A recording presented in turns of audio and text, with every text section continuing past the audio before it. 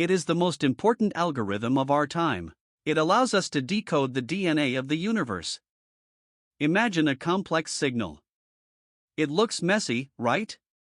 But in reality, it's just a sum of simple sine waves. Think of it like a musical chord. Our goal is to reverse engineer this, to find the individual notes hidden inside the noise. Here is the analogy: if I give you a smoothie, can you extract the original strawberries and mangoes? In the time domain, they are blended together. The FFT is the machine that unmixes the smoothie, giving us back the pure ingredients.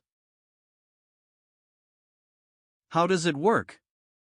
We need to understand that every wave is actually a circle in disguise. As this vector rotates, its height traces out a sine wave over time. This connection between rotation and oscillation is the key.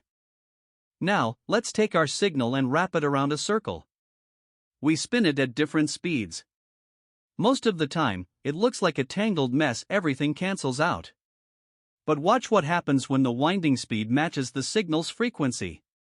Boom! Everything aligns. Mathematically, we track the center of mass of this shape. When the frequencies don't match, the center stays near zero.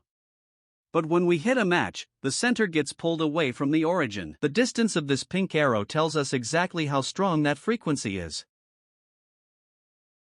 We don't just do this for one frequency. We scan the entire spectrum.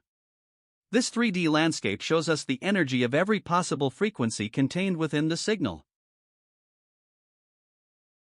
This is the scary-looking formula. But don't panic. The blue part is just our signal. The pink part is the winding machine. And the integral? It's just calculating that center of mass we just saw. But computers can't handle infinite continuous waves. They speak in discrete numbers. So, we translate the integral into a summation. This is the discrete Fourier transform, or DFT. There is a problem. The standard DFT is painfully slow. It's an O(n)² operation. That means if you double the data, the work quadruples. For modern data, this brute force approach would take forever. Enter Cooley and Tukey. In 1965, they rediscovered a trick. Instead of calculating everything at once, we split the data. Evens on one side, odds on the other. We keep dividing until we have tiny, manageable pieces. Then, we recombine them using the butterfly operation. Instead of recalculating from scratch, we recycle the data. 1 multiplication, 2 additions.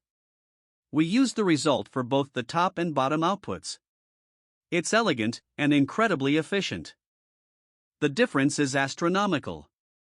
While the old method skyrockets in time, the FFT stays flat and fast. This speed is the only reason we have real-time video streaming today.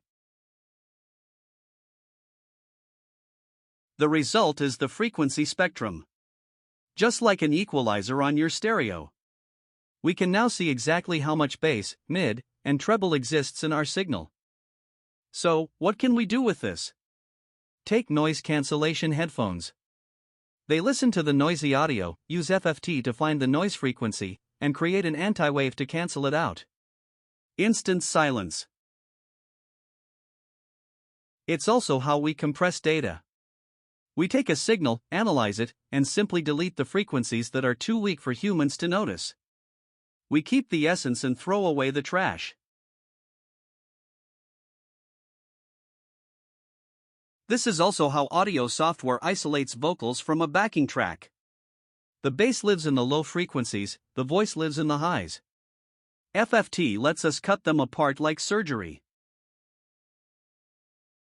And finally, images. A JPEG is actually a 2D FFT. We take a block of pixels and transform it into a frequency map. The top left is the important color data. The bottom right is just fine detail and noise. We delete the bottom right corner. The file size drops by 80%, but I can barely tell the difference. So remember, 1. Signals add up. 2. Circles can unmix them. 3. And the FFT makes this process lightning fast. From Wi-Fi to MRI machines, the FFT is the invisible engine of the digital world. Thanks for watching.